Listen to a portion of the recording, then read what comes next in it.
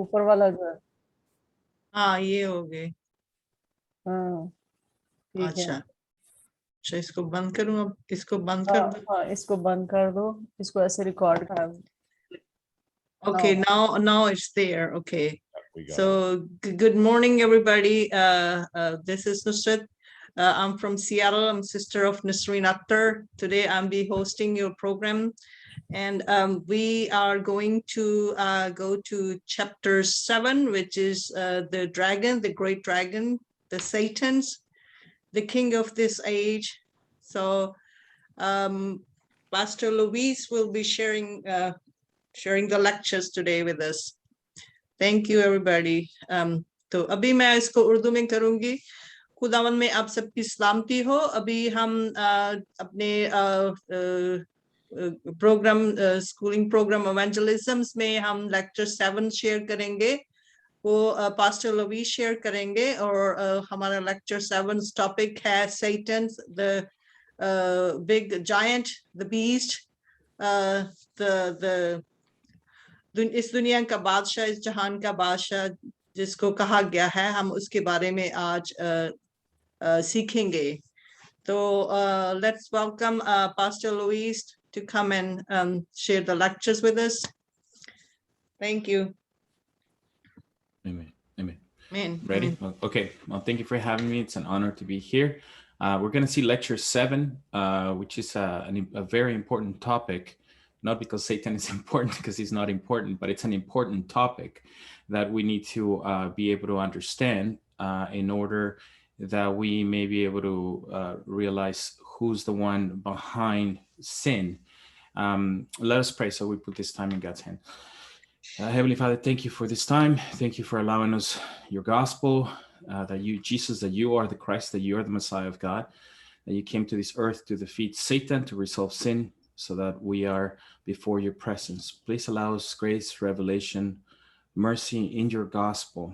And I ask you, Father, to please, every word that I speak, it may come from your Holy Spirit, that I don't speak any human understanding or human knowledge or human ideas or human concepts, but just what your word says, and that I can do it precisely with the wisdom that you've given us about who the Messiah is, and that Satan may be unmasked so that we may be able to see the light of the glorious gospel of Christ, which is the image of God. So we thank you and put this time in your hands in the glorious and precious name of Jesus, whom is the Christ. Amen.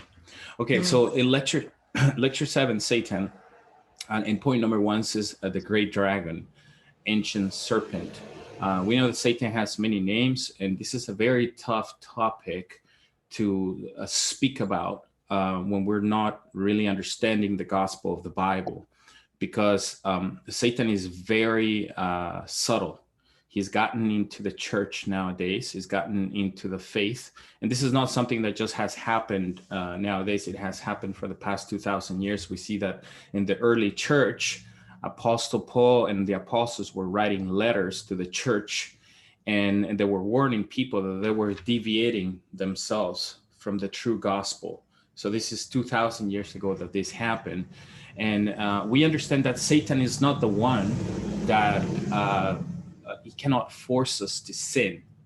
He cannot, shove sin down your throat per se. And most people are confused about really what sin is. People think that sin may be ethical and moral. Most of North America and their ideas of the gospel, they get the idea that the sin is ethical and moral, and that's a very important lecture that will come next. I'm not going to talk about sin. I'm going to talk about Satan.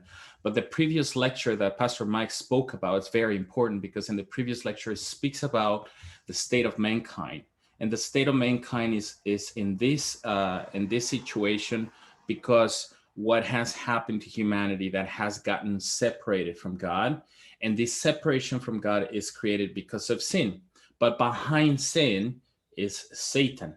So we need to understand what is the purpose of Satan, what Satan is doing, who Satan is, and in that understanding will give us the clear picture of knowing who he is, who this entity is, and what is he doing, and what is his only aim, so that we may be able to be protected with his when he comes to, with his schemes and with his ideas and with his ways of deceiving people. So we're going to go to Ezekiel 28, 12, 15. If you can all join me. I don't know if you guys have the lectures, but if you do, that's wonderful. If not, please go to your Bible to Ezekiel 28, 12 to 15. Now, in this word says, Son of man, take up a lament concerning the king of Tyre and say to him, this is what the sovereign Lord says. You are the seal of perfection, full of wisdom and perfect in beauty. And so in number 12, we're going to just go step by step. Then we're going to go on 13, 14, 15. It's talking about Satan. It's talking about Satan. We understand that it's a word that comes from the Greek that means adversary, the adversary of God. And it's our adversary as well. And this adversary God is describing it, and is giving him a title, and is giving him these characteristics that he from the beginning was created. He was the seal of perfection. He was full of wisdom and perfect in beauty. So most people nowadays don't understand that everything that Satan can appear before you in this way, because he has these characteristics, that he can also come and shine like as an angel of light, because when he was first created, it says that it was in the seal of perfection, full of wisdom and perfect in beauty. So when the Bible describes this entity, this person, this Satan, that is full of beauty and perfect in all of his ways and full of wisdom, it's just showing us the capability that Satan, this great dragon, this devil, this ancient serpent, which is the same being, is the same spiritual being that has these capabilities, and he still has the ability to perform in those capabilities. So this entity was made in perfection.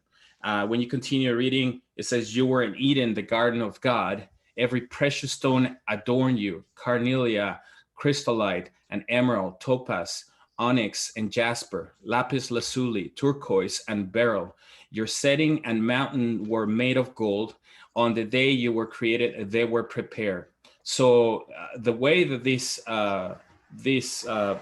entity, this spiritual being, was created was just so grandiose, so full of beauty and full of perfection.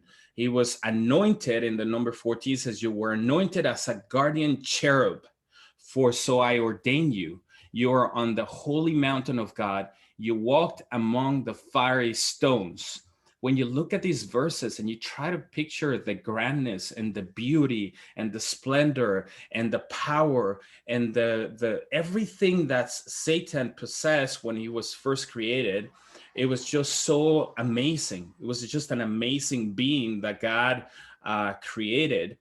And but what is the issue here that we find in number 15? It says, and further in Isaiah, it says, you were blameless in your ways from the day you were created till wickedness was found in you. So we see that in all of this perfection and in all this beauty and all this wonderfulness that this ancient serpent, before he fell before the presence of God, before he got separated from God, before he no longer was a part of God, in the sense that he was an angel that worshiped God, that was a cherub, that was a guardian angel, that had all these qualities that were for the purpose of the kingdom of God. But now he's a being that was found wickedness in him. So we're going to keep on reading and understand what was that wickedness that was found in him. In Isaiah 14, 12, 15, when we go to the book of Isaiah 14, 12, 15, it says the word of God, how you have fallen from heaven, morning star, son of the dawn. You have been cast down to the earth. You who once laid low the nations, you said in your heart, I will ascend to the heavens. I will raise my throne above the stars of God. I will sit enthroned on the mountain of assembly, on the utmost height of Mount Zaphon. I will ascend above the tops of the clouds. I will make myself like the Most High. But you are brought down to the realm of death, to the depth of the pit. So here in Isaiah, the Lord is showing us that he describes that what was found in Satan was the evil of taking God's throne, taking God's position, thinking that he could overcome or overtake the power and the authority and the worship and the glory and the honor and the praise that was given to God when he was created as a protector cherub. Now he wants to take God's throne. He wants to take God's position. He wants to take God's authority.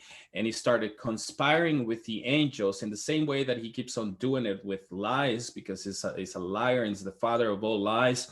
He conspired with his qualities and all that God gave him to deceive the angels and to try to overcome God, to take his throne, to take that position, that authority, that glory, that honor. Now we know that this is what was found in Satan from eternity, and this is what it was in his heart, and sadly we see that in Revelation 12:7-9 it says, then war broke out in heaven. Michael and his angels fought against the dragon, and the dragon and his angels fought back. Sorry if you didn't catch the verse that I said is Revelation 12:7-9. Revelation 12:7-9. It says, then war broke out in heaven. Michael and his angels fought against the dragon and his angels fought back. But he was not strong enough, and they lost their place in heaven. The great dragon was hurled down, the ancient serpent called the devil, or Satan, who leads the whole world astray. He was hurled down to the earth and his angels with him. So when we see here these two names that he gets, well, three names actually, the ancient serpent called the devil or Satan, understanding that it's called the ancient serpent because from the foundation of the earth, we see in Genesis, that was the serpent that came to Adam and the woman to deceive them, to do the same thing that Satan did with the angels in eternity. He came to do exactly the same thing with Adam and the woman. And as the devil, we understand that it's a word that comes from the Greek that means divider, somebody that, it's a divisor, it's a divider, somebody that divides. And Satan, that's the adversary of God and our adversary, and who leads the whole world astray. So when the Bible says the whole world has fallen into this deception, into this lies, into this deceiveness or subtleness that Satan has. But what is really amazing to notice here in Isaiah and Revelation is that how is it that a created being, because he was a created being that was created to protect and to worship the kingdom of God, and we see that he get this idea of becoming like God, taking God's throne. How I don't have really a word to describe, but to say how dumb that is. It's just dumb, because he was a created being. He was somebody that God made, and all of a sudden he's getting this idea to conspire against God and to get God's throne. And that was not enough, not only wanting to take God's throne, but now to have war against God. It's like, it's so ridiculous to think about something like that when we're created. And why am I saying this? Because that's the state of humanity. Humanity is at a state that they feel that they don't need God. It feels like, oh, I don't need God. I don't really need the gospel. I don't need these ideas. And it's exactly the same thing that Satan did. And Satan is planting in people's heart, because he had it in his heart to take the throne, to take God's position, to be in the throne, to be the commander of your life, the chief commander of your life, the one that decides what goes and what doesn't go and what happens in your life. When we were created beings, and just as Satan was created, a created being to worship God, to give the glory to God, to adore God, to give all the glory and all the praise and all the honor to God. But instead of that, he's wanting to take God's throne, and he wants to fight against God. So that is, it's important that we understand this, because it's exactly the same thing that he's planted in the hearts of humanity. We see it as in the lectures that we spoke about previously, when it came to Adam and the woman, and he says, well, you're not gonna die. It's just God doesn't want you to know. It doesn't want you to be to take his position. In other words, He doesn't want you to take his throne. He doesn't want you to be like him. He doesn't want you to have the wisdom that he has when they were already wise, because they already had Christ. They already had the wisdom of God. They already had the power of God, but yet he came in a deceitful, in a lying, in a cheating way with his lies to plant in humans' heart that you don't really need God. You can be like God. So that we can see that this happened from eternity. This is something that Satan was able to deceive a third of the angels. And when you continue reading in Ephesians 2:2, and it's happening in the world before we go to Ephesians 2:2, because it says the great dragon was hurled down, the ancient serpent called the devil or Satan, who leads the whole world astray. So the whole world is going in a wrong direction. And when I say the whole world, that includes the church. Sadly, that's what has happened. And I say with a very sad heart. That's what's happened into the people that are so-called believers. They've been deceived from the only deception that Satan has worked on for the past 2,000 years, which we're going to see further through scripture. In Ephesians 2:2, it says, in which you used to live when you follow the ways of this world and of the ruler of the kingdom of the air, the spirit who is now at work in those who are disobedient. So we see here in Ephesians that the Lord speaking to us and how he is the ruler of the kingdom of the air, and the spirit who is now at work in those who are disobedient. But it's important that we understand disobedience. In disobedient in what sense? Because a lot of people may say, well, I'm not that disobedient. You know, I don't sin ethically and morally.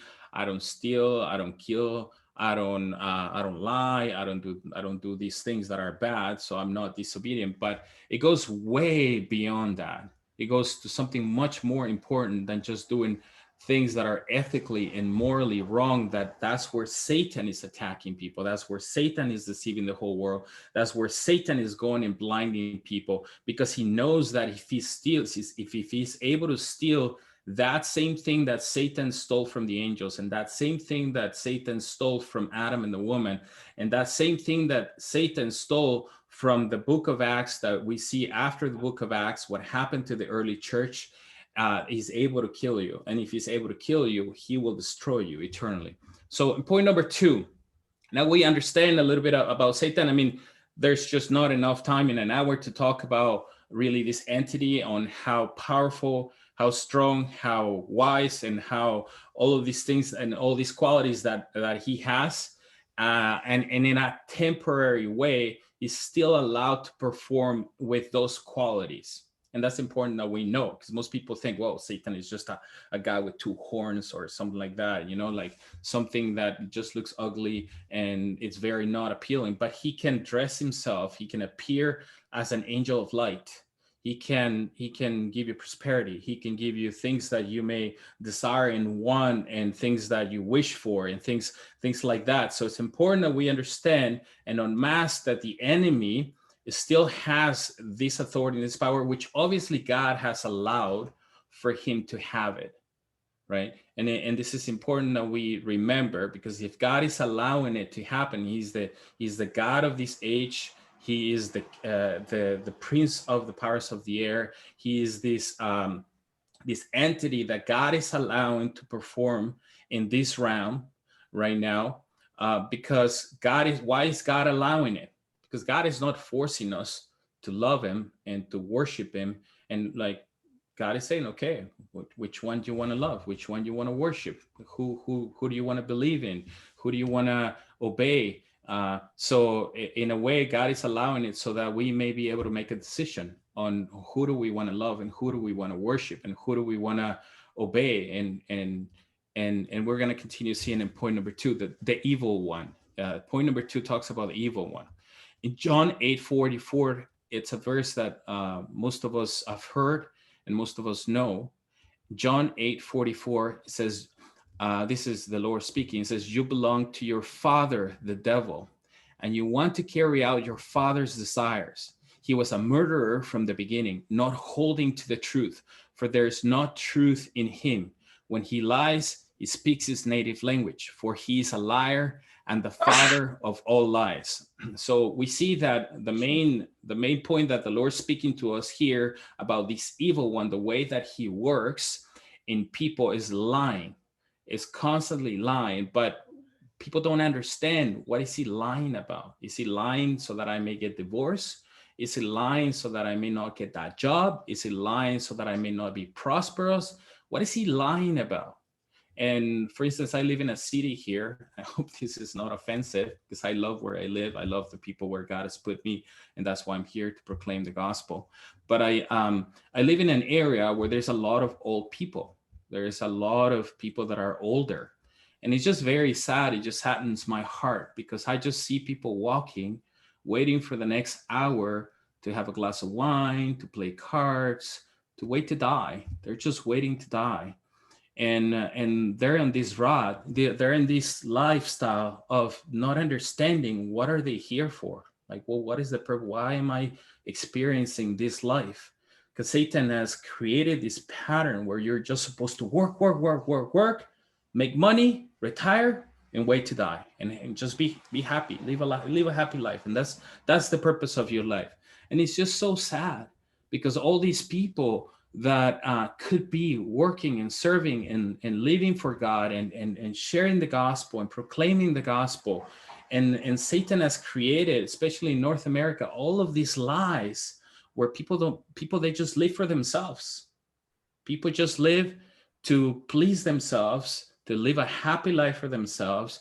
They don't really care about their neighbor. And if they do say that they care about their neighbor, it's just for temporary or materialistic or non-important things. So really the depth and the power and the strength on creating these lies that Satan puts on people's life, and people think that they're living an okay life, that they're okay. I'm okay. I don't really need that. I don't really need to proclaim the gospel. I don't really need to understand the gospel. It just really amazes me here in North America. Every time you talk to somebody, it's like you're talking to people that they already know everything. They, yeah, oh, yeah, oh, yeah, no, yeah. No, it is what it is. Yeah, I got it. Yeah. They, it's like they know everything. It's like they don't really want to know, really, what does the Bible say? What does the Bible say on how Satan is working in the minds of the ones that believe not the light of the glorious gospel of Christ? And it's just amazing how powerful and how Satan has worked, and how he's blinded the minds of people by lying to them, by thinking that just in this life is what you can get. What is it that I can get out of this life? My next meal, my next this, my next that, and all this, it's just lies and lies and lies that Satan has worked on in people, and people don't understand the gospel. So let's continue reading. In 1 John 5:19 says, we know that we are children of God, and that the whole world, listen to what it says in 1 John 5:19. 1 John 5:19 says, we know that we are children of God, and that the whole world is under the control of the evil one. So when the Bible says that the whole world has gotten deceived, has gotten under the control of the evil one, under his lies, his deceitfulness, is all of this deception that the world thinks that is just about, it's just about yourself. It's just about living a good life. It's just about being a good person. It's just about, all these superficial, materialistic, temporary, vanity, vain things that are going to disappear, and that you're just here just for the ride. Just enjoy your life. YOLO. You only live once. All these saying and all this stupidity, which, excuse my language, but I don't really have another way to explain how Satan has worked, and is so clever, and he's blinded people, and people don't understand what he's doing, and how schemes, and how is he attacking all of us. When I say the whole world, is the whole world in this deception on not understanding what God wants us to understand. See? Satan, everything that he does in your life, everything that he comes and he entertains you, and everything that is, like, now you look at For instance, you look at TV and you look at sports, like now if you turn on the TV, for instance, which I don't really do, but if you turn on the TV and look at the Olympics, and now there is sports of all kinds of sports that are coming with all kinds of entertainment, all kinds of comedy, all kinds of stuff, so that Satan is just working and working. He's just get entertained. Don't learn what God wants you to learn about. Don't learn about the gospel. And when somebody wants to come and speak to you about the gospel, oh, no, that's just too extreme. That's too extreme. We still have to, live our lives, have a good time, enjoy ourselves, yoo-hoo. And yet the world is perishing. The world's going to hell. The world is getting deceived. And all of that, the God of this age, Satan, is working and working and working, has only one purpose. One purpose. Satan doesn't want you to understand what God wants you to understand. And he's doing a good job. The Bible says it, that he's deceiving the whole world. So point 3, let's read on point 3. It says, the prince of this world, God of this age, who holds the power of death. John 12:31. John 12:31 says, now is the time for judgment of this world. Now the prince of this world will be driven out. So now there's these verses that very clearly confirm that Satan is already condemned, that he's going to be cast out to the lake of fire that was prepared for him and his demons. They're called, the Bible also calls them angels, because angels means messengers, but in the sense that we understand that they're now these entities that God prepared hell for them, for Satan and for the demons, that they're going to go there eternally. Now the time is coming where he is going to be cast down there with the demons and with the people that didn't want to believe what God wanted us to believe. And John 16:11 says, and about judgment, because the prince of this world now stands condemned. So it's talking about the prince of the world. Why? Because God gives him this authority temporarily. It doesn't mean that he has authority over God, or that he's he's that entity that is just more powerful than God. Not at all. It doesn't mean that. That's why it's got the title of the prince of this world, because God has allowed him this authority for a temporary time, but he's now standing condemned. In 2 Corinthians 4:4, this is a very key verse that we all need to have it in our mind and in our heart and understand it clearly, because it says that the whole scheme of Satan, it sums up in this verse.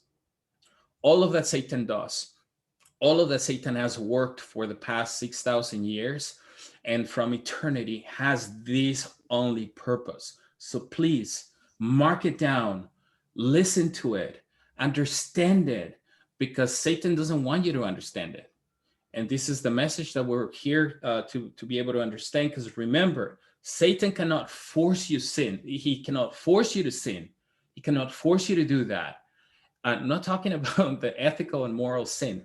I'm talking about the sin that separates us from God, which we're going to go deeper into that. But in 2 Corinthians 4:4, it's a very important verse, because God shows us what is Satan's only aim.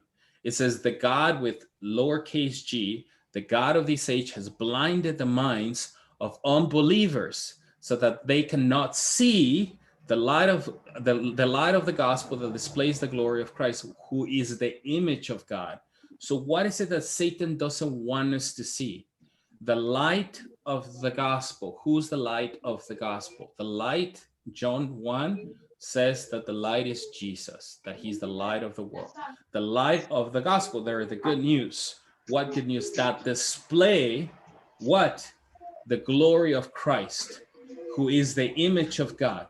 So what is it that Satan doesn't want you to see? Jesus as the Christ. He doesn't want you to understand that. Because if you understand that, what will happen to you is that you will gain life in the Spirit.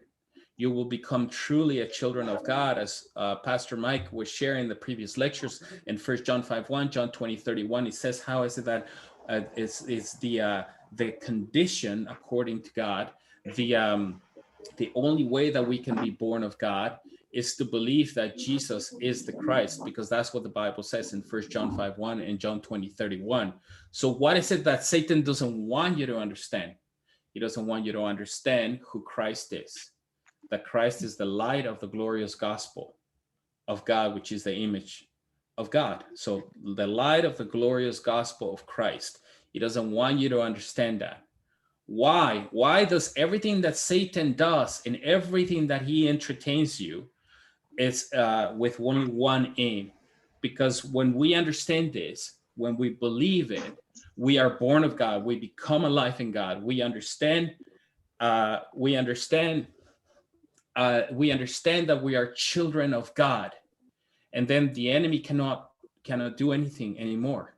Yes, we gotta remain in the faith. We gotta stay firm in the faith. So this is something that is coming to you, to your homes, because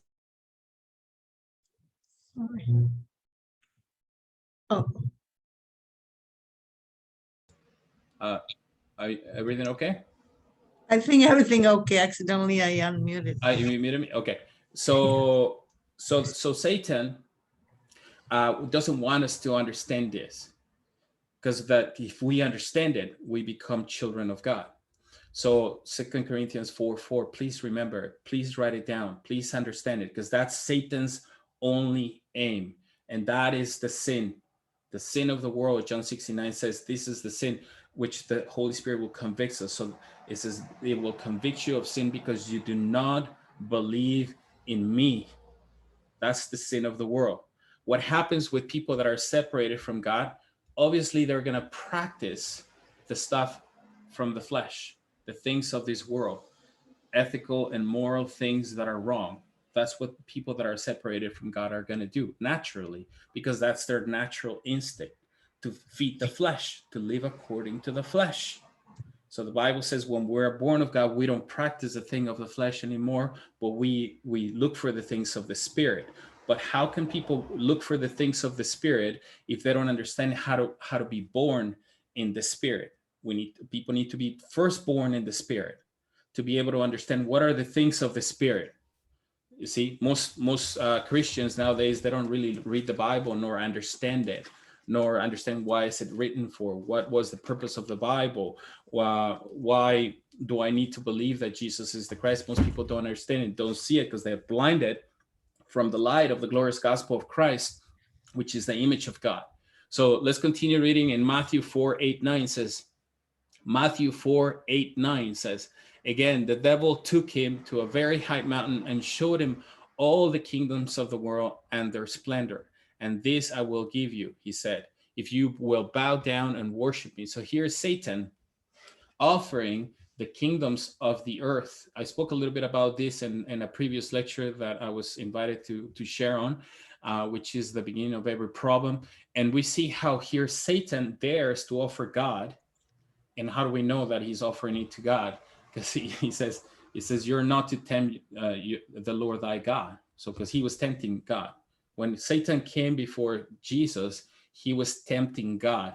That's why Jesus answers, you're not to tempt thy Lord thy God, meaning you're not to tempt me. You're only to worship me. So Satan had the audacity of coming to God and tempting him while he was on this earth, while he was walking as a human, while he took our position, while we took the flesh form in order to redeem us, to rescue us, to take us away from Satan, from sin, and to be separated from God. And we see that Satan is working in that sense. And when you look at the whole passage on when he was tempting him, we see that he tempted him in three offices. He tempted him in the prophethood, in the priesthood, and in the kingship, because he understood that if he was able to deceive him in one of those three anointings that he was coming to fulfill as the anointed one of God, he would have not been the Christ. So what is he going to try to deceive us on continuously and constantly, so that we may not believe that Jesus is the Christ? Because if we believe this, then we will be born of God. We will be truly children of God. We will believe the gospel. We will proclaim the gospel. We will be walking as the true disciples, the true people that God has commanded us to go and preach the gospel and make disciples instead of waiting to see what time is 12 o'clock so I can have a glass of wine and see if I can go fishing and see if I can wait for retirement and see if I can just have a good life. And it's like, really? Is that the purpose why you were created? You were created just to wait when you're going to have your next, when you're going to retire, when you're going to, all these deception and all these lies that Satan has created. And it's like the Lord didn't create us for that. He created us to be with him, to worship him, to establish his kingdom and his justice, to bring the gospel to all nations, to make disciples, to do his will. That's what he created us for. Yet it's not happening. People don't want to believe this gospel. People are too busy with all the lies and all the deception and all the dead end stuff that Satan offers people. Why do I say dead end stuff? Because even if you have a really good life, even if you get a lot of money, even if you go fishing a lot, even if you have a great time, you're going to end up dead. It's a dead end life. It's a dead end life. But he offers us eternal life, life in the spirit, life of believing the gospel, life of proclaiming the gospel. That's what God offers us. And when you continue reading in Hebrews 2:14 says, since the children have flesh and blood, he too shared in their humanity, so that by his death he may break the power of him who holds the power of death, that is the devil. So those are wonderful news. Because yes, he has the title of the prince of the power of the air. He has the title of the God of this age. He has these titles of like he's the one governing. But here the Bible is showing us that he is defeated. That Satan is the defeated foe.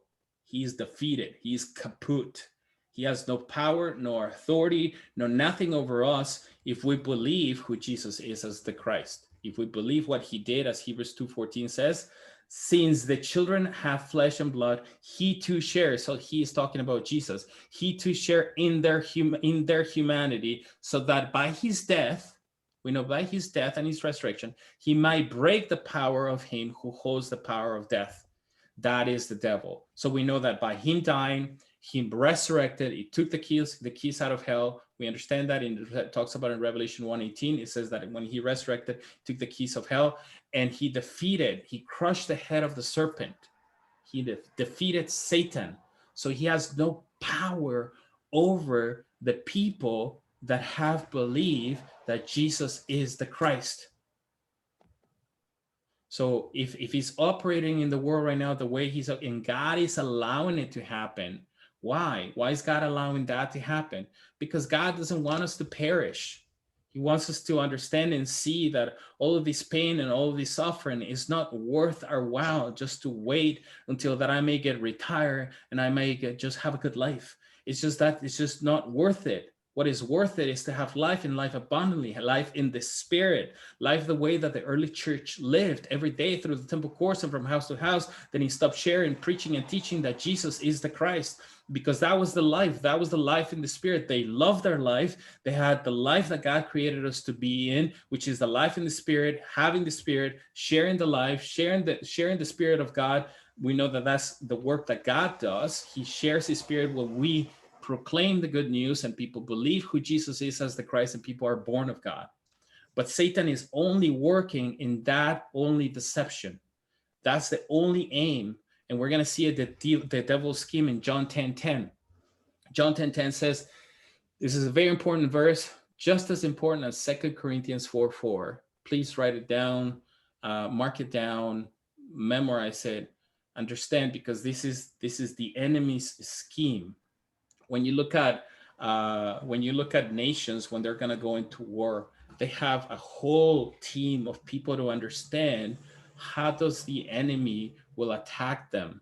Because by understanding how the enemy will attack them, they'll be able to defend themselves. They'll be able to be protected from the enemy, and they'll be able to attack and overcome the enemy. So we know and we see here that the Lord is giving us the answers on how is it that the enemy will attack us. And this is very important that we understand. In John 10:10 says, the thief, who's referring to as the thief, is referring as Satan. The Lord is referring as Satan through the Apostle John. It says, the thief comes only to steal, kill, and destroy. Now, what does he want to steal from me? This is the question. Does he want to steal my marriage?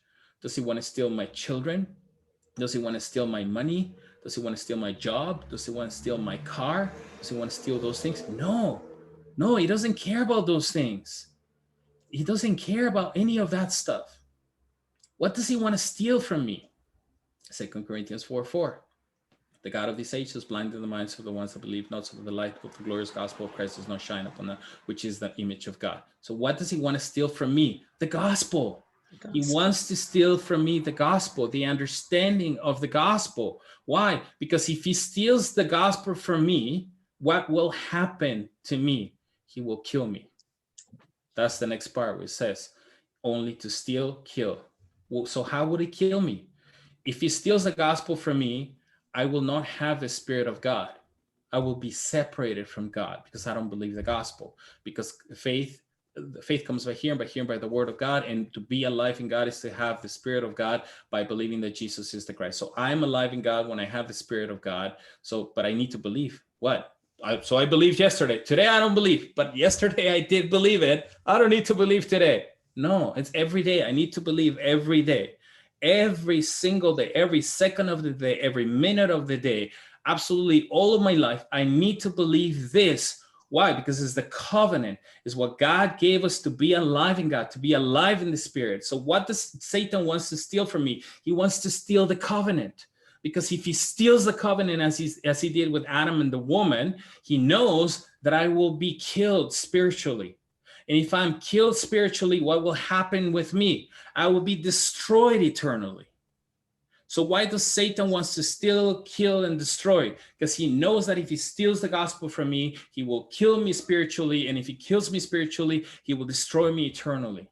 So remember that we're not talking about a physical human aspect. We're talking about spiritual. So what does how would he kill me?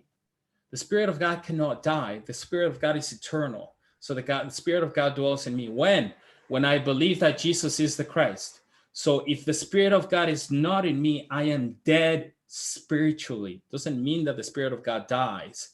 It means that I no longer have the Spirit of God. So therefore, I am dead spiritually. I'm just flesh and soul walking around.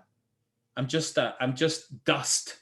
That from the dust I came, and to the dust I will return. And not only that will happen, but he will take my soul, Satan will take my soul and will take my flesh to hell. Because that's what the word says. Fear that one that destroys both body and soul in hell. So that's what Satan does. In John 10:10, he does not come but to steal, kill, and destroy. Steal the gospel, kill you spiritually, to destroy you eternally. And we'll see in Ephesians 6:10-12 says, finally, be strong in the Lord and in his mighty power, but put on the full armor of God so that you can take your stand against the devil's scheme. It says, for our struggle is not against flesh and blood, but against rulers, against the authorities, against the powers of this dark world, and against the spiritual forces of evil in the heavenly realms. So what is God saying? What is God saying through Apostle Paul? Dress yourselves with the gospel. Be protected with the gospel. Understand that the gospel is what gives you the salvation, the helmet of salvation, the breastplate of courage, the belt of truth, the boots that bring the gospel to people, the sword, which is the word, the shield, which is the faith, is the gospel. Is the gospel. Dress yourself with the gospel. Apostle is saying, if you dress yourself with the gospel, the devil will not be able to lie to you and deceive you and take you away from me. Why? Because we believe the gospel. And because we believe the gospel, we obey the gospel. And because we obey the gospel, we remain in the gospel. So it's all about the gospel. It's all about Jesus as the Christ. It's all about him. That's what the word says. Now, 2 Corinthians 11:14-15. Oh, I still have quite a few verses. I better hurry up. 2 Corinthians 11, 14, 15. It says, and no wonder, for Satan himself masquerades as an angel of light. It is not surprising then if his servants also masquerade as servants of righteousness. Their end will be what their actions deserve. So people that are pretending to be servants of God, that they don't preach the gospel of God, the gospel that the Bible speaks, Satan is working through people that may seem like are people that are guiding people correctly, but at the end of the day, they're not. If people are not guiding you to believe in Jesus as the Christ, what are they guiding you to? What are they guiding you to? They're guiding you to a better life? Really? Wow, that's just terrible. It's not about a better life. It's about believing the gospel. 1 Peter 5:8 says, be alert and of sober mind. Your enemy, the devil, prowls around like a roaring lion, looking for whom someone to devour. He wants to steal, kill, and destroy people so that they don't believe the gospel of the Bible. Revelation 2:9 says, I know your afflictions and your poverty, yet you are rich. I know about the slander of those who say they are Jews and are not, but are in the synagogue of Satan. Because Apostle John is talking to us through the book of Revelation about the richness that we have, which is the gospel. Again, is the gospel, because it doesn't mean that the early church had big privileges and they would live their life on vacation and having a good time and having a good life. No, they lived a simple life. They lived a life of richness in the spirit because they understood what was the life and what was the eternal life. And it says on Mark 4:15, some people are like seed along the path where the word is sown. As soon as they hear it, Satan comes and takes away the word that was sown in them. So it's just like right now, there's a seed that is being planted in each one of us. What is that seed? Who is Jesus as the Christ? What is the gospel of the Bible? And as soon as we leave here, there are so many things that distract us, so many things that get our attention from the gospel. And Satan is constantly wanting to steal that seed from you, so that you just see it as a religion, perhaps, or something temporary. Like, yeah, no, that's it. Well, I assisted to a seminar or a discipleship, or I went to church this Sunday, and that's just good enough. Let's just carry on our lives. And it's like Satan is constantly wanting to steal that seed from you, because that seed will bear fruit, and that fruit will bear fruit, and that fruit will bear fruit, and that disciples will make disciples, and those disciples will make disciples. So Satan doesn't want you to believe this. He doesn't want you to believe that. He's working really hard, just with everything that he can do, including he can give you richness, he can give you poverty, he can give you sickness, he can give you health, he can give you all these things, as long as he deceives you from the gospel. So Mark 4:15, some people are Revelation 12:12. Revelation 12:12 says, therefore rejoice, you heavens and you who dwell in them, but woe to the earth and the sea, because the devil has gone down to you. He is filled with fury because he knows that his time is short. So the Lord is reminding us that, it's his very short time that he has. He knows that his time is up. This gospel that you guys are hearing, by the way, it's happening all around the world. It's really going really fast. The Lord is testifying his gospel. People are becoming disciples, true disciples, and the world evangelization is happening. And Satan knows that he's running out of time, that it's time to be cast down to the lake of fire. It's up, and then he's not wasting time. He's trying to do everything he can to deceive people from the gospel of God. And point number 5, it says Satan attacks the core of the gospel. We're going to end up with these 2 points, point 5 and point 6, in these 5 minutes. 2 Corinthians 4:4, we talked about it. I think I was very clear about what is the whole core of the attack of Satan. What is his whole aim? Everything that he does through your life, whether you think that is a good thing that is happening to you, or a bad thing that you think that is happening to you, or an okay thing, maybe it's not a good thing, maybe it's not a bad thing, maybe it's just a normal thing that is happening to me. Everything that Satan operates in your heart, if it's with the purpose that you don't believe who Jesus is as the Christ, that's the only purpose that he's working on. all of his schemes have one same aim. Now, point number 6 says, Jesus, who destroyed the devil, is the Christ. Genesis 3:15, it's a very important verse that we pay attention. It says, and I will put enmity between you and the woman, and between your offspring and hers. God is talking that he is the word, and he's going to become flesh through the womb of the woman. That's what he's saying. He's talking about me as the true and perfect prophet. I'm not going to bring a word. I'm going to be the word becoming flesh. And then he says, he will crush your head. So now it's talking to Satan, and remember that Satan is the father of all lies. And Jesus says that the way, the truth, and the life. So by being the truth, he is the true and perfect king that's going to crush the head of Satan.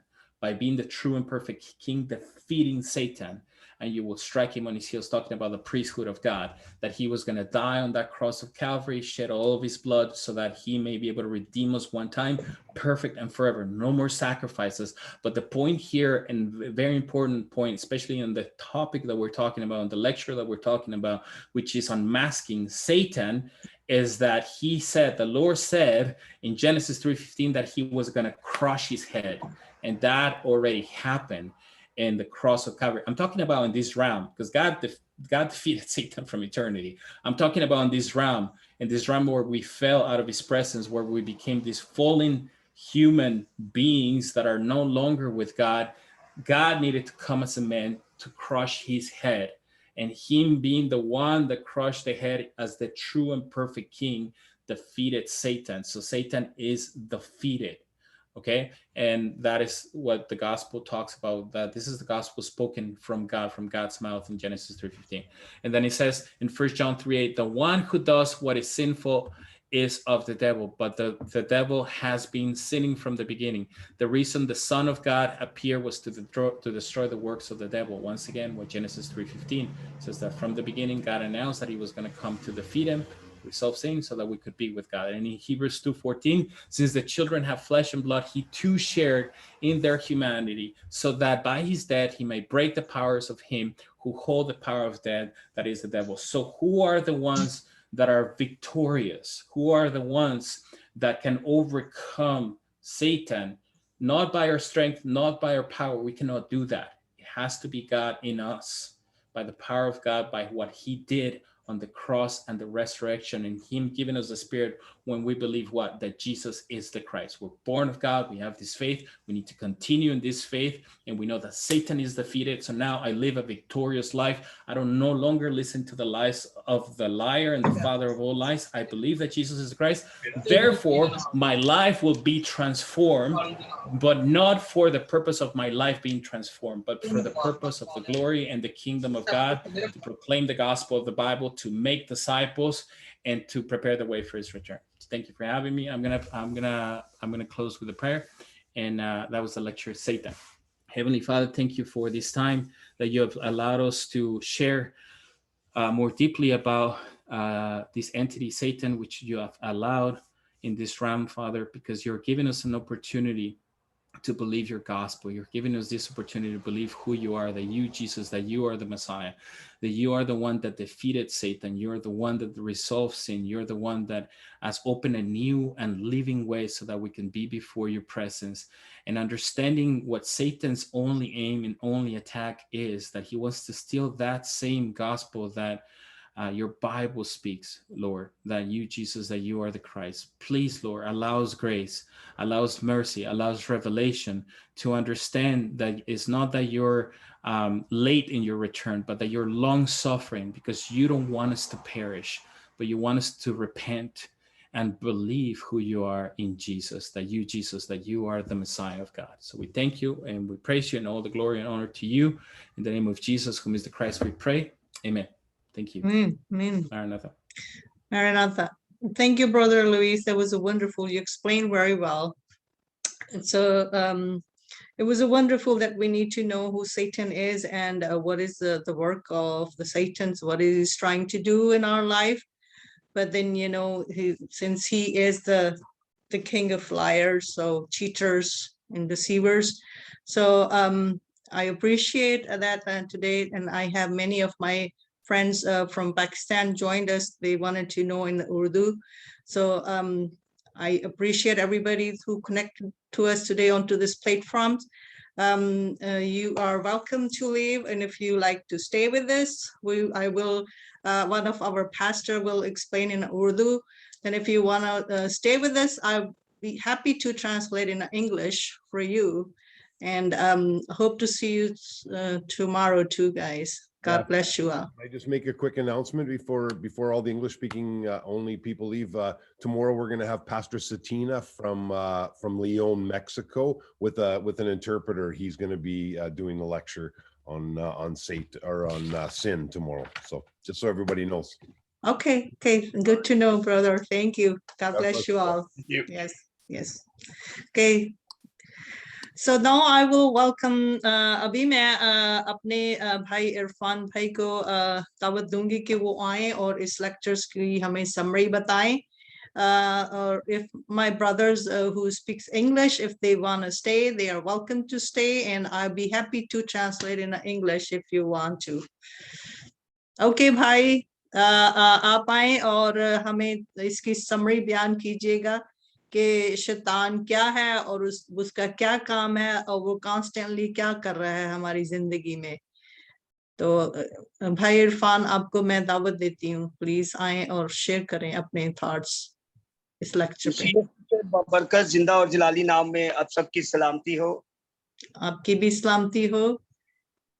बड़ा खूबसूरत topic है और बिलखसूस आज जिस माशरा में हम जिंदगी गुजार रहे हैं, हमें अपने दुश्मन की पहचान होना बहुत जरूरी है, और खासकर एक ऐसे दुश्मन की जो हमारा ताकुब करता रहता है.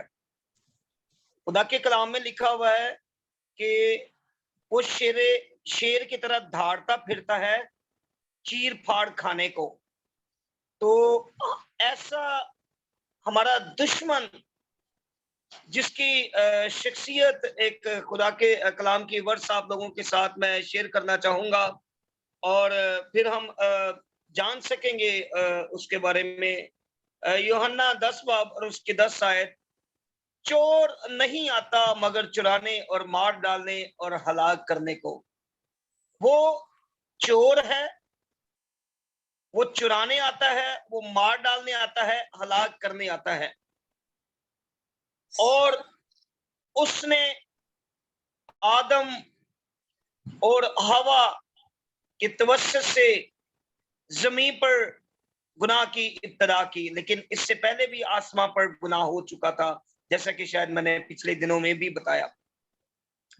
और उस गुनाह की पदाश में इंसान जिंदगी गुजारना शुरू हो चुका, और बढ़ते बढ़ते वो गुनाह पूरी दुनिया में फैल चुका है, और इब्लीस का नेटवर्क पूरी दुनिया में फैल चुका है. एक दिलचस्प बात पिछले दिनों मैं स्टडी कर रहा था, एक खूबसूरत रेफरेंस अफिसियों के खत में देखने में मिला, और वहां बड़ा खूबसूरत रेफरेंस है जहां लिखा हुआ है कि हमारी कुश्ती खून गोश्त नहीं. याद रखिए, हमारी कुश्ती खून गोश्त नहीं है. हमें रूहानी जंग का सामना है, लेकिन अफसोस कि हम इस जंग में जो चुनाव है, हमें अपने दुश्मन की पहचान नहीं है, हम अपने दुश्मन से वाकिफ नहीं है. इसी वजह से हम बजाय स्पिरिचुअल जंग के हम जिस्मानी जंग के पीछे पड़े हुए हैं, और हम देखते हैं अपने घरों में लड़ाई झगड़े, इस तरह के दूसरे हम देखते हैं शहरों में, मोहल्लों में, कस्बों में लोग कत्लो गारत करते हैं, एक दूसरे को टॉर्चर करते हैं, दुख पहुंचाते हैं, एक दूसरे को मारने के चक्कर में रहते हैं, लूटने के चक्कर में रहते हैं. और इब्लीस की सारी जो चीजें हैं वो इब्लीस के हवारियों में मुंतकिल हो चुकी हैं, और खुदा का कलाम बाखूबी हमें इस बारे में आगाही देता है. अगर हम खुदा के कलाम का बखौर मुताला करें तो हम एक हवाला आप लोगों के साथ मैं पढ़ना चाहूंगा। दूसरा कुरिन्थियों उसका चौथा बाब उसकी चौथी आयत। यानी उन बेईमानों के वास्ते जिनकी अक्लों को इस जहां के खुदा ने अंधा कर दिया है, ताकि मसीह जो खुदा की सूरत है उसके जलाल की खुशखबरी की रोशनी उन पर ना पड़े। याद रखिए, इब्लीस इस जहां का खुदा है। वो बाप किनका है? वो झूठों का बाप है। वो झूठ ही कहता है। और याद रखिए, हमारी जिंदगी में झूठ है, हमारी जिंदगी में बदी है, तो इसका मतलब कि हम अपने खुदा बाप से नहीं हैं, हम झूठों के बाप की ही पैरवी कर रहे हैं।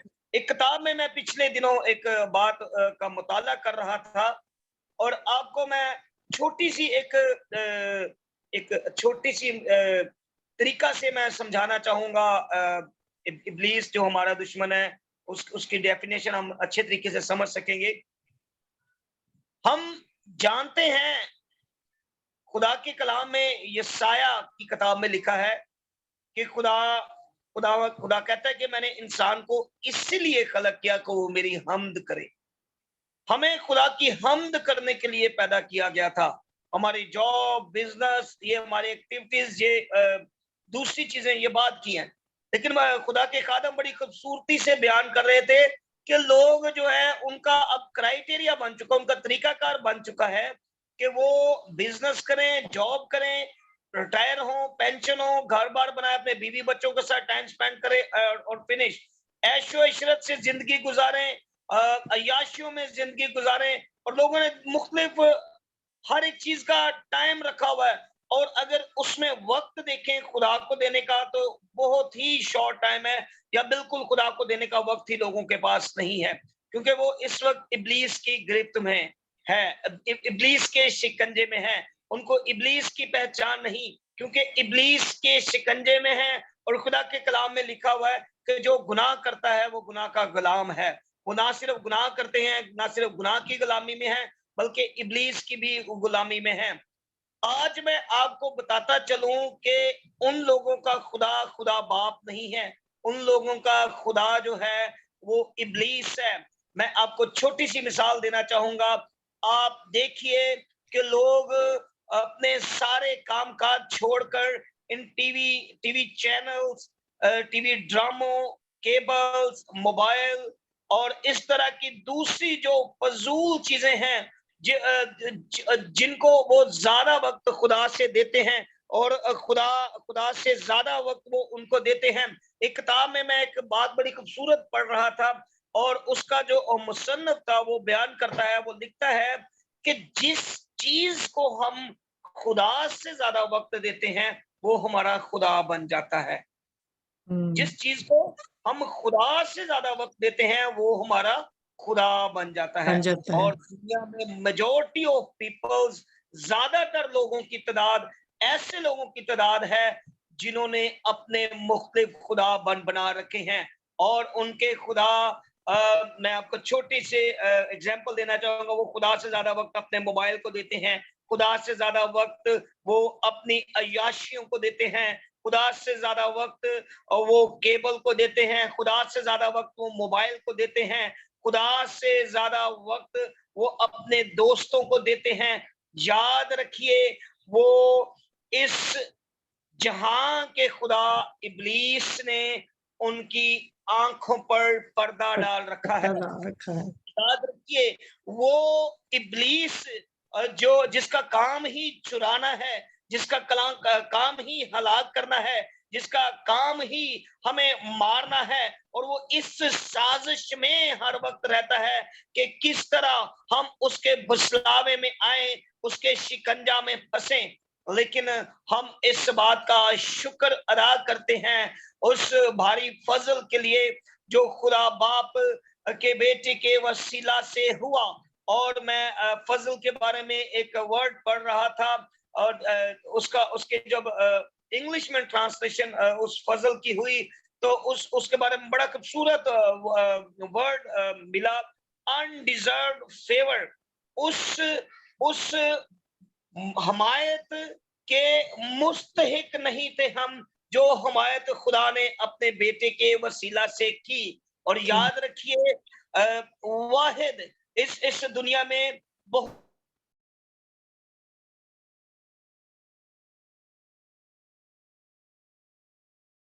के डॉक्टर के लिए कि वो ऑर्थोपेडिक स्पेशलिस्ट है, इसी तरह दमे या सांस का जो है उसे पल्मोनोलॉजिस्ट कहा जाता है, इसी तरह गुर्दे का स्पेशलिस्ट जो होगा उसे नेफ्रोलॉजिस्ट कहा जाएगा। इस दुनिया में जितने भी बड़े बड़े डॉक्टर आए वो चाहे मुख्तलिफ बीमारियों की स्पेशलाइजेशन करके वो उनके डॉक्टर बन गए, उनमें उन्होंने रिसर्चेस की, उनको कामयाबियां सरफराजियां मिली और वो उन चीजों के स्पेशलिस्ट बन गए। लेकिन मेरा और आपका मुनज्जी खुदावंद यीशु मसीह आलमगीर नजात दहिंदा ना सिर्फ वो तमाम बीमारियों पर फातेह है बल्कि गुनाह का भी उसने तोड़ निकाल दिया है और गुनाह और मौत को उसने सलीब पर कुर्बान होकर उसने पैरों तले रौंद दिया है और इब्लीस को पैरों तले रौंद दिया है और मेरे और आपके लिए उसने हमेशा की जिंदगी का दरवाजा खोल दिया है। Hallelujah hallelujah. और खुदावंद यीशु मसीह ने हमें फतह से बढ़कर गलबा दिया है ताकि हम इब्लीस पर फातिहा बन जाएं, इब्लीस पर फतह पा जाएं। मेरे अजीजों, हम याद रखें कि इब्लीस जो झूठों का बाप है, जिसका काम मार डालना, जिसका काम हलाक करना, और वो चाहता है कि हम अंधेरे में ही रहें, हम रोशनी को हासिल ना करें। लेकिन जरूर है कि वो जो दुनिया का नूर खुदावंद यीशु मसीह है वो हमें इस इब्लीस के शिकंजे से निकालने की कुदरत रखता है। और मेरे अजीजों, हम सब जो बिलखसूस इस वक्त ऑनलाइन बैठे हैं और खुदा के कलाम की इन शरीनी से मीठी बातों से मुस्तफीद होने के लिए हम हमेशा फेलोशिप की सूरत में जमा होते हैं, तो याद रखिए जिस तरह उस बर्रा के लहू के वसीला से हमारे गुनाह धुल गए और हमने इब्लीस पर फतह पा ली, उसकी चालाकी मकारी से हम निकल चुके, उसी तरह हमें दूसरे लोगों को भी रेस्क्यू करना है। उन लोगों को, खासकर जो हमारे यंगस्टर्स हैं, वो हम देखते हैं हमारे नौजवान नशा जैसी लानतों में हैं और हमारे बहुत सारे ऐसे बेटे और बेटियां हैं जो बेराह रवि का शिकार हैं। इस जहां के खुदा इब्लीस ने उनकी आंखों पर पर्दा डाल रखा है, इब्लीस ने उनको वरगला रखा है। वो गुनाह में वो लज्जत उनको मिलती है और वो समझते हैं कि गुनाह बहुत लजीज है, लेकिन हमें बताने की जरूरत है कि ये गुनाह शायद जो तुम्हें अभी वक्ती तौर पर लजीज या लज्जत आप तुम्हें फ्राहम करता है, लेकिन याद रखो हमेशा की जिंदगी सिर्फ खुदावंद यीशु मसीह ही तुम्हें दे सकता है। खुदावंद यीशु मसीह के ही वसीला से हम हमेशा की जिंदगी हासिल कर सकते हैं। वही वाहिद खुदा है, वही राह, हक और जिंदगी है। उसके बंद किए हुए को कोई खोल नहीं सकता और उसके खोले हुए को कोई बंद नहीं कर सकता। मेरे अजीजों, हम सब जिस तरह गुनाहों में, बदियों में फंसे हुए थे, जिस तरह इब्लीस के शिकंजे में थे, और खुदावंद यीशु मसीह को हमने अपना शख्सी निजात दहिंदा कबूल किया और उस हमारे मुनज्जी ने, आलमगीर निजात दहिंदा ने जिस तरह हमें उन गुनाहों और बदियों से निकाला और उस झूठों के बाप की कैद से हमें छुड़ाया, जरूर है कि हम भी इस खुशखबरी को पूरी दुनिया में फैलाएं ताकि बहुत सारे अभी भी लोग उस झूठों के बाप की कैद में हैं, उस धोखाबाज इब्लीस की कैद में हैं, और बहुत सारे ऐसे लोग हैं जिन्होंने अपने मुख्तलिफ खुदा, जिस तरह मैंने पहले बताया था, बना रखे हैं। हमें ऐसे लोगों में जाकर अंजील की खुशखबरी को फैलाना है, खुदा के कलाम का प्रचार करना है और ऐसे लोगों को तारीकी की इन तरीकी के इस हाकम से छुड़ाना है और दुनिया के नूर खुदावंद यीशु मसीह से उन लोगों को रोशनास कराना है ताकि उस नूर के वसीला से जब हमारी जिंदगियां मुनव्वर हो गई, तो ऐसे लोग भी जो उस धोखाबाज इब्लीस जो झूठों का बाप है जिसकी कैद में है, वो लोग भी नूर को अपनी जिंदगी में हासिल करें, और वो नूर हकीकी नूर खुदावंद यीशु मसीह है। खुदावंद आप सबको बड़ी बरकत दे। Amen. Very good, wonderful. Hallelujah. Praise you, Lord Jesus Christ. Thank you, Father. अभी मैं हमारे साथ फ्याज भाई हैं, हम उनके साथ मिलके इस कलाम की और इस लेक्चर की शुक्रगुजारी के लिए दुआ करेंगे। तो फ्याज भाई अगर आप इधर हैं तो प्लीज आप आइए और दुआ कीजिए।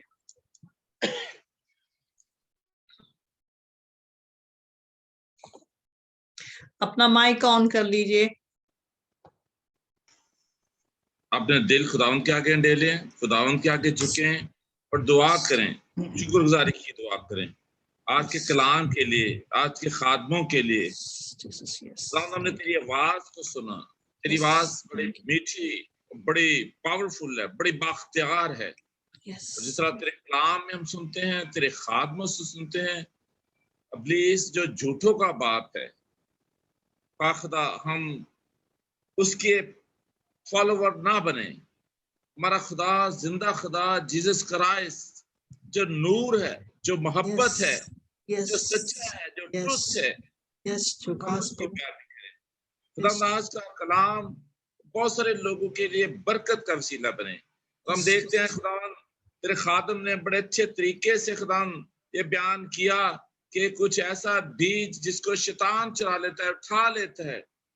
खुदा ऐसा ना हो कि हमारे दिलों से, हमारे ज़हनों से इब्लीस कलाम को चुराए। वो कलाम को चुराना चाहता है, वो सच्ची बातों को चुराना चाहता है, वो हमें वर्ग लाता है।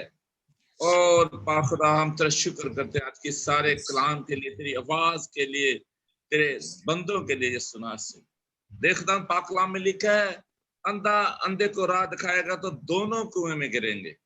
यीशु नासरी खुदा पाक तुम्हें तौफीक दे के हम पहले खुद रोशनी हासिल करें, खुद बेनाई हासिल करें, फिर हम दूसरों को खुदा इस कलाम को शेयर कर सके, बता सके। पहले खुद बरकत को नसीब करें, फिर हम दूसरों को बरकत दे सके। यीशु नासरी तौफीक दे। जितने लोग, जितने भाई, जितनी बहनें इस वक्त हाजिर जमात जो मीटिंग पर मौजूद हैं, एक एक खानदान में एक एक फर्द को तेरी बरकत चाहते हैं, तेरी बरकत चाहते हैं यीशु नासरी। और जितने बहन भाई इस चैनल पर, यूट्यूब पर, होलिस्ट सिटी मिनिस्ट्री के प्लेटफॉर्म से इस कलाम को सुने, तेरी मीठी बातों को सुने, यीशु तेरी बातों को सुने, खुदावन वो बरकत पाए।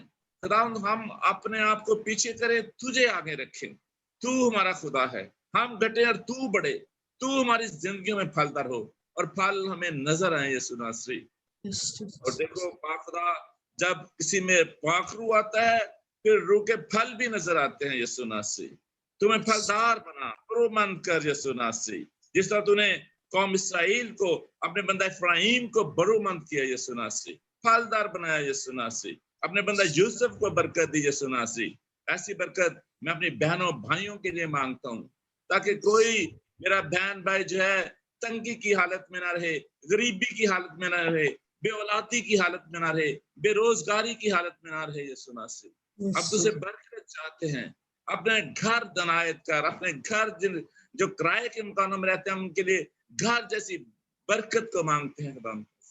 उनको बरकत देना ताकि अपने घरों में आ जाए, किराए के मकानों से निकल जाए यीशु नासरी। पाक खुदा हम तेरे आगे झुकते हैं यीशु नासरी। तुम्हें तौफीक दे कलाम की हिकमत दनाई को फहम सके और तेरे कलाम के मकाशफा को समझ सकें यीशु नासरी, ताकि जब हम खुदा दूसरों के सामने कलाम को बयान करें, कलाम की सच्चाइयां बयान करें यीशु नासरी। ना कि खुदा हम इस तरीके से हों कि खुदा दूसरों के लिए हम कोई राहत खाने वाले ना बन सके। तौफीक दे कि दुनिया के कोने कोने में, पाकिस्तान में, इंडिया में, कनाडा में, अमेरिका में तेरा कलाम फैले।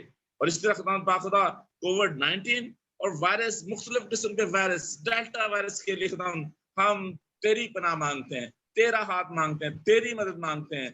जबकि हम देखते हैं कि कराची पाकिस्तान में इसके बहुत सारे केसेस हैं, खुदा हम पूरे सिंध के लिए, कराची के लिए, पूरे पाकिस्तान के लिए खुदावन तेरा हाथ मांग लेते हैं। इस तरह इंडिया के लिए तेरा हाथ मांग लेते हैं, कनाडा के लिए, अमेरिका के लिए तेरा हाथ मांग लेते हैं।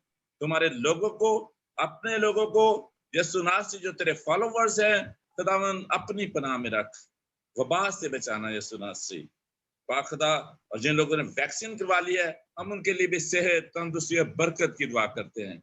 और जितने बच्चे स्टडी करते हैं हम उनकी स्टडी के लिए, जो एग्जाम मैट्रिक के दे रहे हैं हम उनके एग्जाम्स के लिए खुदा दुआ करते हैं, उनके पेपर्स अच्छे हों यीशु नासरी, वो बरकत पाएं अपने खानदानों के लिए, अपने मुल्क के लिए और अपनी कौम के लिए। खुदावन बरकत का वसीला बने, खुशहाली का वसीला बने यीशु नासरी। तो अपनी बरकतें नाज़िल फरमा, अपने आसमान को खोल यीशु नासरी। किसी के घर में रुपए पैसे की कमी ना रहे, किसी के किचन में आटे पानी की कमी ना रहे यीशु नासरी। तू बरकत दे यीशु नासरी, कौम इसराइल को बरकत दे। और तूने बरकत दे रखी है, हम तेरा शुक्र करते हैं। तो अपनी कौम इसराइल के साथ हो। देखता हूँ जिस तरह तूने अपनी उम्मत इसराइल को चारों तरफ से पहाड़ों से घेरा यीशु नासरी, हम तेरे आगे मिन्नत करते हैं तुम्हारे खानदानों को, हमारे बहन भाइयों को, हमारे दोस्तों को, हमारे पास्टर्स को भी हम चारों तरफ से घेर ले, ताकि इब्लीस का कोई हमला उन पर कारगर साबित ना हो सके। इब्लीस के सारे हमलों को, सारे मंसूबों को हम पांव के नीचे रखते हैं यीशु नासरी के नाम से। देख खुदा तू हमारा खुदा है, तूने में कफारा हमारा दिया है, हमें बरकत दी, हमें खून से खरीद लिया है, हम तेरे चुने हुए लोग हैं यीशु नासरी। खुदा तौफीक दे हम इसी तरह तेरे कलाम का प्रचार करते रहे और दूसरों के लिए बरकत का वसीला बनते हैं। और खास तौर पर खुदा मैं हॉलिस्ट सिटी मिनिस्ट्री की हदों के लिए दुआ करता हूँ। देख रहा हूँ जिस तरह तूने यबीस की हदों को बढ़ाया, हॉलिस्ट सिटी मिनिस्ट्री की हदें बढ़ती जाएं, लोग बढ़ते जाएं, चर्चेस बनते जाएं, लोग बरकत पाते जाएं, तेरा कलाम सुनते जाएं यीशु नासरी। हॉलिस्ट सिटी मिनिस्ट्री के साथ हो, सिस्टर नसरीन के, सिस्टर नुसरत के साथ हो, बड़ी बरकत दे, मांगते हैं यीशु के नाम से, आमीन आमीन आमीन। Thank you praise the Lord, hallelujah. अभी हम अपनी प्रेयर रिक्वेस्ट लेंगे। किसी की कोई प्रेयर रिक्वेस्ट है तो प्लीज हमारे साथ शेयर कीजिएगा, ताकि हम आखिर में उन लोगों के लिए भी दुआ कर सकें, ताकि खुदावंद उनको सही तंदुरुस्ती दे, शिफा दे। तो किसी के पास कोई प्रेयर रिक्वेस्ट है तो प्लीज शेयर कीजिए।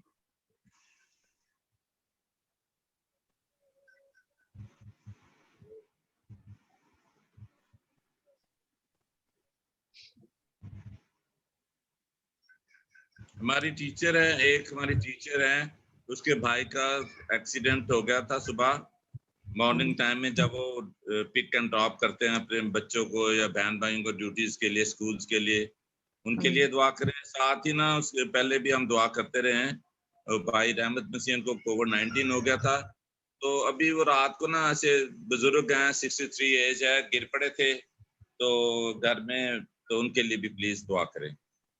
हाँ जी, चले हम इनके लिए भी दुआ करेंगे। और हमारे साथ एक सिस्टर है फरजाना, उसकी शुगर बहुत हाई है, उसके हाथ पे कुछ जख्म हो गया था तो डॉक्टर ने सर्जरी की है। तो अभी कल उसको मतलब 10 दिन का एंटीबायोटिक का कोर्स लगेगा, तो उसकी मतलब काफी उसका एक्सपेंसिव है, तो उसका भी थोड़ा बहुत हमने हेल्प करनी है। तो हम उनके लिए दुआ भी करेंगे, और अगर हमें खुदावंद हमारे दिल को ब्लेस करे तो हम थोड़ा सा कंट्रीब्यूट करके उसकी हेल्प भी कर सकते हैं। तो मेरी आपसे गुजारिश है कि प्लीज जो हमारे साथ हैं, आप जितनी भी खुदावंद आपको गुंजाइश दे, आप इस काम में हमारी मदद कीजिएगा। तो आइए हम ये सारी प्रेयर रिक्वेस्ट अपने ब्रदर फ्रोबल के साथ करेंगे। फ्रोबल, मैं आपको बुलाती हूँ कि आइए आप इन सारी रिक्वेस्ट के लिए दुआ कीजिए और हम सब के लिए दुआ कीजिए। तो फ्रोबल आजाद। जी अली, खुदावंद लश्करों के खुदा, तेरी तारीफ, तेरी सताइश हो खुदावंद। तू जो बुजुर्ग है, तेरे जैसा कोई नहीं है खुदावंद, तेरी मानद कोई नहीं है खुदा। तू कुदूस है, आसमान तेरा तख्त और जमीन तेरे पैरों की चौकी है खुदा बाप। हम तेरी चौकी पे आते हैं, हम अपने बाप की हुजूरी में आते हैं। तेरा कलाम फरमाता है खुदावंद, तो अपने मांगने वालों को कभी शर्मिंदा नहीं करता। खुदावन तेरी शुक्रगुजारी करते हैं खुदावन कि तो अपने लोगों के लिए तख्त छोड़ के जमीन पे आ जाता है। खुदावन तेरी शुक्रगुजारी करते हैं खुदा। हम तेरी हुजूरी में आते हैं, तेरा कलाम फरमाता है जहाँ 2 या 3 तेरा नाम लेते हैं तो जगह में मौजूद होता है खुदावन। और तू आज इस जगह पे मौजूद है खुदावन, तेरी हुजूरी इस जगह पे खुदावन। तू जो बादलों को रथ बनाता है खुदा, तू जो हवाओं पे रक्स करता है खुदावन, तेरी मानद कोई नहीं है खुदा। तुम्हारे दुश्मन के सारे जलते हुए तीरों को बजा दे। तेरे रूल कुदस की कुदरत खुदावंद इन पे मांगता हूँ यीशु के नाम में। जितने तेरी हुजूरी में के ऊपर तेरी बरकत तेरी सलाम तू क्या लेता हूँ खुदावन यीशु के नाम में। जितनी प्रेयर रिक्वेस्ट तेरी हुजूरी में रखी गई है खुदावन, तेरा हाथ चाहता हूँ खुदावन। जो भाई फियाज ने खुदा, पास्टर साहब ने खुदा टीचर के भाई के लिए रिक्वेस्ट की है, तो यीशु के नाम में खुदावंद जो भी मुश्किल परेशानी दुख तकलीफ है खुदा, अगर कुछ रकम है तो यीशु के नाम में खुदा तेरे मज़बा पे लेके आते हैं खुदावंद। यीशु के नाम में तू हील करने की कुदरत रखता है, तेरी शरीफ की दारा के नीचे रखते हैं खुदावंद। तेरे बहते हुए लहू को उस बदन पे मांग लेते हैं, तेरे कुदरत को मांग लेते हैं खुदावंद, क्योंकि तू मुर्दे जिंदा करने वाला खुदा है। तू कहता है खुदावंद तो मुर्दे जिंदा होते हैं खुदा। तू अजीब और मौक़ुल फिक्र काम करता है खुदावंद। तेरी शुक्रगुजारी करते हैं, तेरी शुक्रगुजारी करते हैं खुदावंद। रहमत मसीह के लिए खुदावंद जो कोविड के पेशेंट है यीशु के नाम में तेरा ब्लड उनके ऊपर मांगते हैं। सिस्टर फरजाना के लिए जो शुगर की पेशेंट है खुदावंद यीशु के नाम में खुदा अपनी बेटी को छू खुदावंद, अपनी बेटी को छू। हम सारे मुत्तफिक होकर तेरी हुजूरी में आते हैं। रूह खुदा तू बादशाहों का बादशाह है खुदावंद के सारे एक्सपेंसेस पे तेरा हाथ Yes, Lord, yes.